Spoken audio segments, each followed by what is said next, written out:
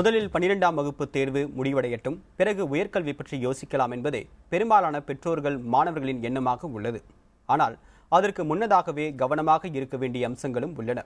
அது குறித்த விவரங்களை தற்போது பார்க்கலாம். மார்ச் மாதம் நிறைவடையும் 12ஆம் வகுப்பு தேர்வுக்கு முன்பே தேசிய அளவிலான பல நுழைவுத் தேர்வுகளுக்கு விண்ணப்பிக்கும் தேதி முடிவடைந்து விடுகிறது.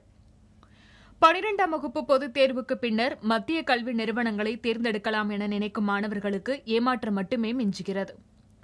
மாநில அளவில் மாணவர் சேர்க்கைக்கு நுழைவுத் தேர்வுகள் இல்லை என்றாலும் தமிழகத்தில் உள்ள மத்திய கல்வி நிறுவனங்களில் இணைய நுழைவுத் தேர்வு கட்டாயம். NIT, IIT உள்ளிட்ட முக்கிய கல்வி நிறுவனங்களில் சேர்வதற்கான JEE மெயின் நுழைவுத் தேர்வுக்கு ஏற்கனவே விண்ணப்ப தேதி அறிவிக்கப்பட்டுவிட்டது. இதற்கு விண்ணப்பிக்க டிசம்பர் 18ஆம் தேதி கடைசி நாள். NIFT எனப்படும் தேசிய ஆடை வடிவமைப்பு மையத்தில் சேர்வதற்கான JEE தேர்வுக்கு விண்ணப்ப தேதியும் அறிவிக்கப்பட்டுவிட்டது. இந்த தேர்வுக்கு ஜனவரி 10ஆம் தேதி வரை விண்ணப்பிக்கலாம். தேசிய சட்டப் பள்ளிகளில் சேருவதற்கான கிளாட் தேர்வுக்கு ஜனவரி முதல் விண்ணப்பிக்க வேண்டும்.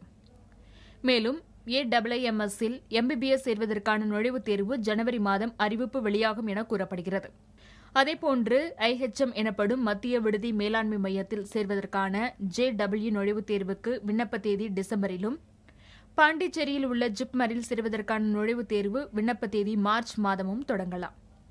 MBBS படிப்பில் அகில இந்திய அளவில் 15% ஒதுக்கீட்டு இடங்களில் சேர்வதற்கான AIPMT தேர்வு விண்ணப்ப தேதி டிசம்பரில் தொடங்கும் எனவும் கூறப்படுகிறது. இப்படி பல முக்கிய தேர்வுகளுக்கான தேதிகள் +2 பொதுத் தேர்வுக்கு முன்னரே அறிவிக்கப்படுகின்றன. மாநில அளவில் பல வாய்ப்புகள் இருந்தபோதிலும் மத்திய கல்வி நிறுவனங்களின் தரம் மட்டுமின்றி அதற்கு பிறகு வேலைவாய்ப்பும் சற்று உயர்ந்ததாகவே இருப்பதாக கருதுகின்றனர் அங்கு மாணவர்களை சேர்க்க விரும்பும் பெற்றோர். இந்த இன்ஸ்டிடியூஷனோட ஸ்டாண்டர்ட் அப்ராட் ஸ்டாண்டர்ட் அளவுக்கு இருக்குது. அதனால் இங்கே போகும்போது அப்ராட் எக்ஸ்பீரியன்ஸ் கூட கெயின் பண்ணிட்டு வர்றதுக்கு ஈஸியாக இருக்கும். லோக்கல் எஜுகேஷனை விட அது கொஞ்சம் பெட்டராக இருக்குன்னு நான் ஃபீல் பண்ணுறேன்.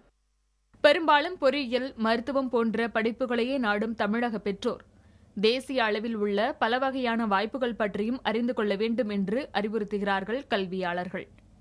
டெல்லி காலேஜ் ஆஃப் இன்ஜினியரிங்கில் கூகுள் 93 lakhs கொடுக்குறோம். அண்ட் இது மாதிரி எபிக்னு ஒரு சாஃப்ட்வேர் கம்பெனி 70 lakhs பே பண்ணுறான். கோல்ட்மேன் சாக்ஸ் 28 lakhs பே பண்ணுறாங்க. அமேசான் 19 lakhs பே பண்ணுறாங்க. பட் அதே கம்பெனிஸ் இங்கே வரும்போது அப்படியே அவங்களோட சேலரி பேக்கேஜஸ் குறைச்சிடுறாங்க. நம்ம 3.5 லட்சம் கிடைச்சாலே நம்ம ரொம்ப போதும், ஹாப்பி அப்படின்னு இருக்கும்.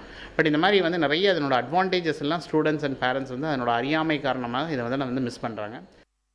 பிள்ளைகளுக்கு சிறந்ததையே வழங்க வேண்டும் என விரும்பும் பெற்றோர் தங்கள் முன் உள்ள வாய்ப்புகளின் எண்ணிக்கையை விசாலமாக்கிக் கொள்ள வேண்டியது அவசியம்.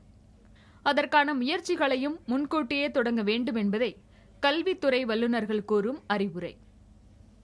தமிழகம் மட்டுமல்லாமல் நாடு முழுவதும் உள்ள மேற்படிப்பு வாய்ப்புகளை பயன்படுத்திக் கொள்ள வேண்டும் என்றால் மாணவர்கள் அவர்களுடைய +2 தேர்விற்கு முன்னரே கவனமாக இருக்க வேண்டியது அவசியம். புதிய தலைமுறைக்காக ஒளிப்பதிவாளர்கள் குழுவுடன் அபிநயா.